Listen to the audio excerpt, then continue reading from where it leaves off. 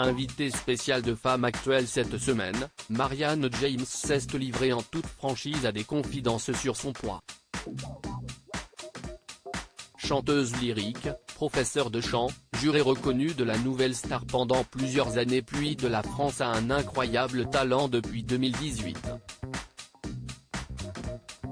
Sa réputation n'est plus à faire et pourtant, après des décennies de carrière, Marianne James continue souvent d'être remarquée et évoquée pour son poids.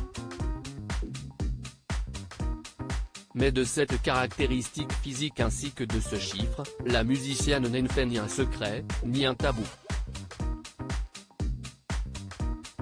En couverture et rédactrice en chef invitée du dernier numéro du magazine Femme Actuelle ce 24 janvier, l'artiste s'est montrée comme une femme en phase avec ses choix de vie qui porte son poids comme un emblème.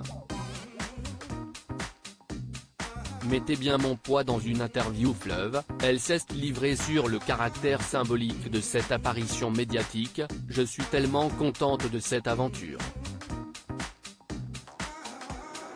Vous vous rendez compte, j'ai 60 ans, je pèse 138 kilos et je suis en couverture. Je suis tellement fière. Mettez bien mon poids, j'y tiens et je n'ai aucun problème à le dire. Marianne James le dit haut et fort, il est important pour elle de parler de son poids, si estime mon fer de lance. Cela fait partie de moi.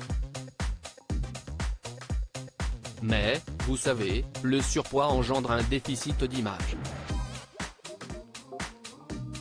Les gros ont un quotidien extrêmement compliqué, tant dans leur vie personnelle que professionnelle. La grossophobie fait du mal, beaucoup de mal. Si estime mon drapeau celle qui assume pleinement son poids le fait pour une raison simple, aujourd'hui, je suis obèse. Si estime mon drapeau.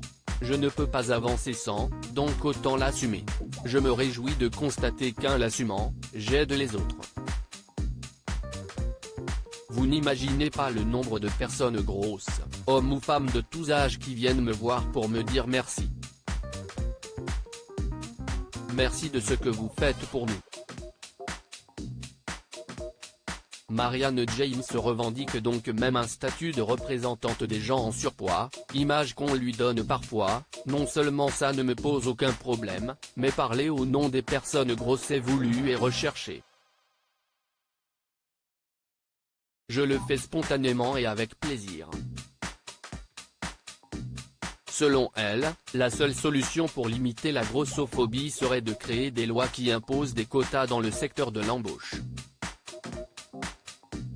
Et pour ne pas prêter attention aux diktats, Marianne James préconise de ne pas s'y attarder et résister. À lire aussi Marianne James victime de grossophobie en faisant ses courses, sa réponse bien sentie au malotru.